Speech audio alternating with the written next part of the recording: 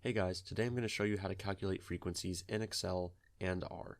I'm not really going to get into cumulative frequencies or relative frequencies or cumulative relative frequencies, because if you watched my last video, you should hopefully know how to get those numbers from just a frequency, which is what I'm going to show you how to get here. Plus, in the homeworks that I've seen so far, everything where they've wanted you to use like Excel or R, they've just been asking for frequency. So just for the sake of the video being quicker, I'm just going to show you how to get frequency, and then hopefully using the knowledge you guys have gained from my last video and your lectures and your recitations, you should be able to use those numbers to get the cumulative and relative frequencies.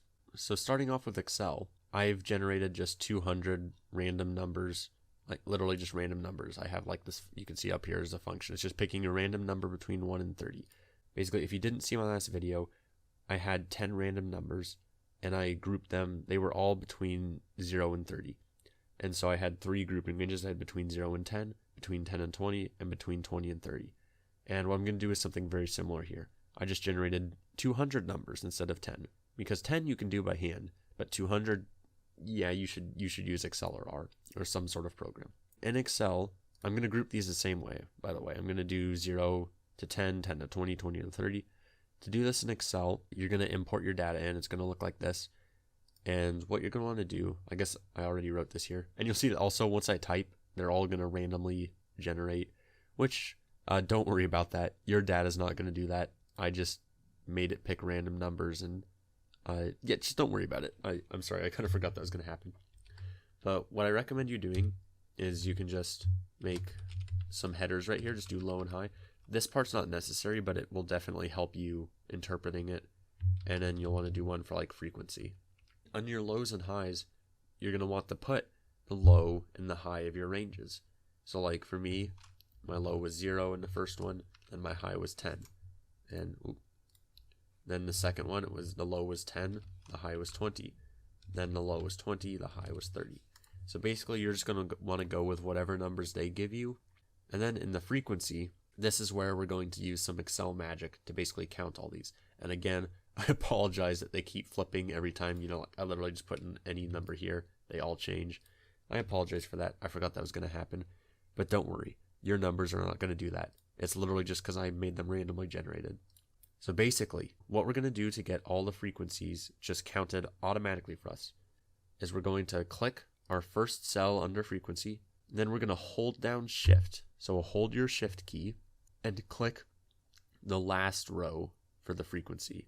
As in, like, I'm going to click right here because that's my last range row. So basically, once you've clicked that, click up in this formula bar right here, and you're going to type equals frequency.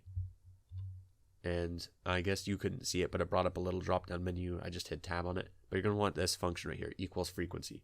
Now, the first thing it wants is your data array, which just is your data. So what you're going to do is you're going to come over here, click the first number, then just scroll all the way to the bottom of wherever your last number is. And I went kind of far. I went to 200. And this is 200 numbers. It's just 201 because the first line is data. It's a header. And so you're going to scroll to the bottom while you have the first one clicked. Then you're going to hold down Shift and click the last one. And that's going to select everything. So there you go. You see I grabbed the entire one. Then what you're going to want to do is you're going to want to put a comma. And then you're going to want to click the first number in your high column. Hold down Shift and click the last number in your high column. First one, hold Shift, press the last one. And you'll see that's a common theme. I've done that a lot. That's how you grab a bunch of numbers really quickly in Excel. I've seen a lot of people in my tutoring sessions have struggled with this a lot, so I just want to make sure you got it. Once you've done this, close off the parenthesis. So on Windows, what you're going to want to do is press Control, Shift, and Enter at the same time. Or on Mac, it's Command, Shift, and Enter at the same time. But the thing is, it's really hard to press them all at the exact same time. So what you can do is actually just press Control and Shift or Command and Shift first, and just hold those down with your fingers, and then just hit Enter. And that will run it all for you. So Control, Shift, Enter, or Command, Shift, Enter. And you'll see that worked. I'm not going to prove it, but this did work. There are 75 numbers in this list that are between 0 and 10. There are 67 that are between 10 and 20. There are 58 that are between 20 and 30. And I can make them all change. You see now all the numbers reset, and they reset again. So that's how you count frequencies in Excel.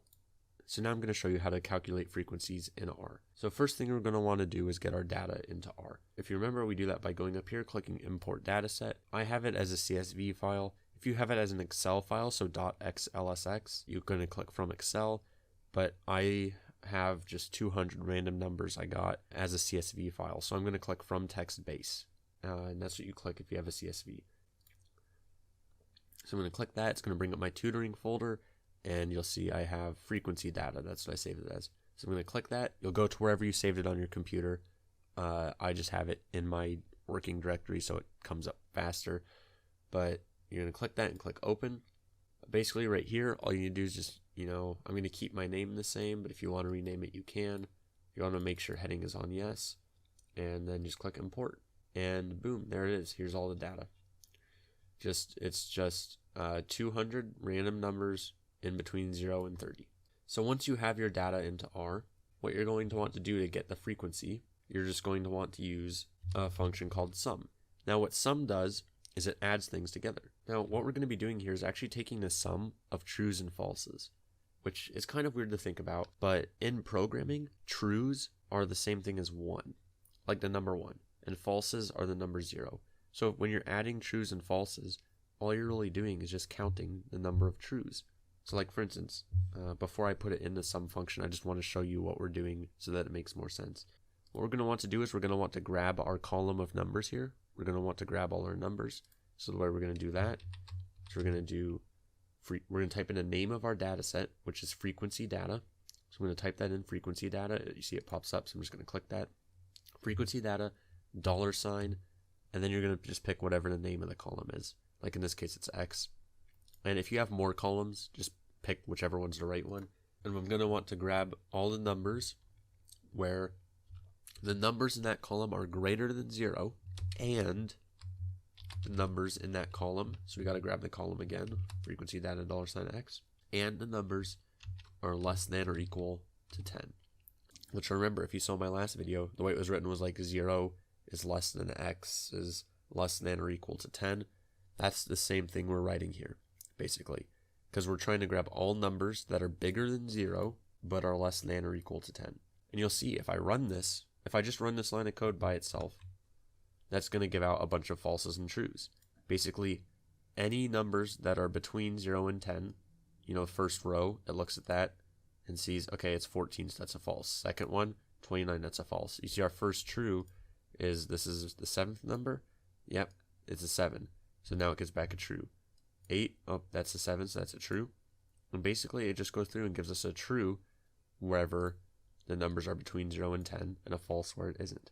So now, if we add all of these together, this is basically the same as 0 plus 0 plus 0 plus 0 plus 0 plus 0 plus 1 plus 1. So what we're doing is just counting how many trues there are in here, which is the same thing as counting how many numbers are between 0 and 10, which is the frequency. So that's the explanation of why this is going to work. And I know that's not necessary, but I feel like it's good. I feel like it helps you understand what's going on more instead of feeling like you're just copy and pasting from some stranger off the internet. But what we're going to want to do is just put that inside our sum function. We're doing the sum of that whole thing. And you'll see when we run this, we get 58. That means that 58 of our 200 numbers, I'm going to write it off here. That means our frequency for the first row, where our numbers are between 0 and 10, is 58. And the hashtag, that's just how you do a comment. See, like when I run this, it'll just get 58 again. It's just a way to write stuff without, the code freaking out. Well, that does it for the first row. Let's do the second row. So our second row was we were trying to figure out how many numbers are, in between 10 and 20. So you just change the numbers, run it again. Oh, 71. 71 numbers are between 10 and 20. Copy and paste it again. Now we're doing 20 and 30. And it's 71 numbers as well. That's a coincidence, actually, because these are randomly generated, so that is a coincidence. These are, you just got it. These are the frequencies, and that's it. I actually think it's a bit easier in R, and this probably isn't the most efficient way to do it, but I think it's the easiest for you guys to understand, especially, assuming you guys don't have a lot of R experience yet. Again, what we're doing is we're just making a bunch of falses and trues, and then adding them all the trues are ones, all the falses are zeros. So basically, it's just counting the trues. And the reason I've gone over that a couple times now is because that's something that does come up again in Stat 351, if any of you are taking it, where we are basically adding all the trues and falses to just count the trues. That's something that does come up again. It's important, but that's how this is working. So hopefully this helped you get some idea of how to get frequencies in Excel and R. Whichever one you like more, you can use that. You have a lot of freedom to decide here. So if you guys have more questions about the topics in this video, or if you have any questions about topics you want to see me cover, you can leave those in the comments. I will try to get to them as soon as I can. And yeah, I think that's pretty much it. So yeah, I'll see you guys.